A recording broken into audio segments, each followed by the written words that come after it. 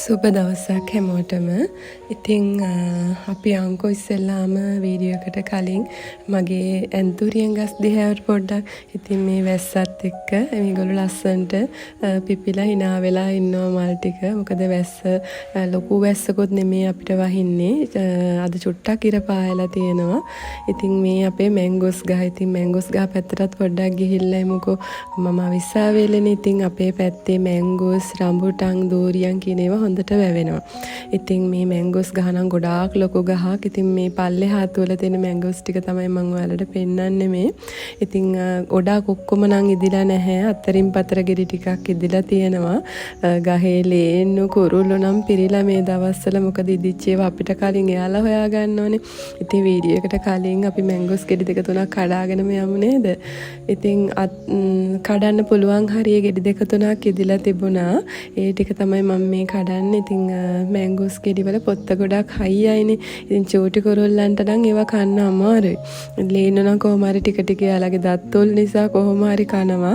අර ලොකු කුරුල්ලෝ ඇවිල්ලා ගොඩක් වෙලාවට මේ ගහට එන ලොකු සයිස් එකේ කුරුල්ලෝ එයාලා ගෙඩිය ඉක්මනින් කඩාගෙන මේ දෙකට පලාගෙන කනවා. ඉතින් කොහොම හරි ඉතින් මටත් ගෙඩි දෙක තුනක් කඩා ගන්න පුළුවන් වුණා. උඩ හරිය නම් තියෙනවා ඒත් මගේ කෙක්ක දිගමදි.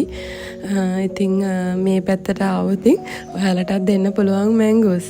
ඉතින් හැම පළාත්වලම මේ මැංගෝස් කියන එක වැවෙන්නේ නැහැනේ. ගොඩාක් රසවත්. ඉතින් මේක ටිකක් ගානන් නේ කඩෙන් ගන්න ගියත් ඉතින් මේ පැත්තේ නම් හැම තැනම තියෙනවා.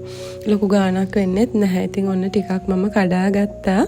ඉතින් අපි එකක් ගලවලා බලමුකෝ. හොඳට තියෙනවා. ඉතින් හැබැයි පෑවිල්ල කාලෙට තමයි මේක ගොඩාක් රස වහින කාලෙට වඩා. ඉතින් අපේ වීඩියෝ එකට යමුකෝ. ඉතින් අද මම මේ හදන්නේ සබන් වලින් හෑන්ඩ් වොෂ් එකක් හදාගන්න විදිය ඔයාලට කියලා දෙන්නේ. මම නම් අලුත් සබන් කැටයක් ගත්තේ නැහැ. මොකද මම මේ වීඩියෝ එකෙන් කියලා දෙන්නේ අපි පාවිච්චි කරලා අන්තිම හරිය අපි අයින් කරනනේ පාවිච්චි කරන්න බැරුව යන කෑල්ල ගොඩක් වෙලාවට අන්තිම හරියට උඩ පෙනෙන්නේ නැහැ. ටිකක් අමාරුයි ඒක මේ පාවිච්චි කරන්න ලිස්සනවා. ඉතින් ඒ නිසා මේ කෑලි මම එකතු කරගත්ත අන්තිම හරියේ පොඩි පොඩි සබන් කෑලි ටික එකතු කරලා තියාගෙන මම මේ හෑන්ඩ් වොෂ් එක හදාගන්න. ඉතින් ඇත්තටම අපි හෑන්ඩ් වොෂ් එකක් කඩෙන් අරගන්න ගියොත් ලොකු ගාණක් දීලා තමයි ගන්න වෙන්නේ. ඉතින් ඇත්තටම අපි අලුත් සබන් කැටයක් අරගෙන මේක හදාගත්තත් අපිට පාඩු නෑ. මොකද සබන් කැටයක ගාණත් එක්ක කම්පෙයා කරලා බලනකොට අපිට මේක ගොඩක් වාසි. ඉතින් අපි සබන් කැට ටික මම අර චූටි ටික ග්‍රේට් කරගත්තා. මෙන්න මේ විදිහට පේන්නේ ග්‍රේට් කරගත්තාම.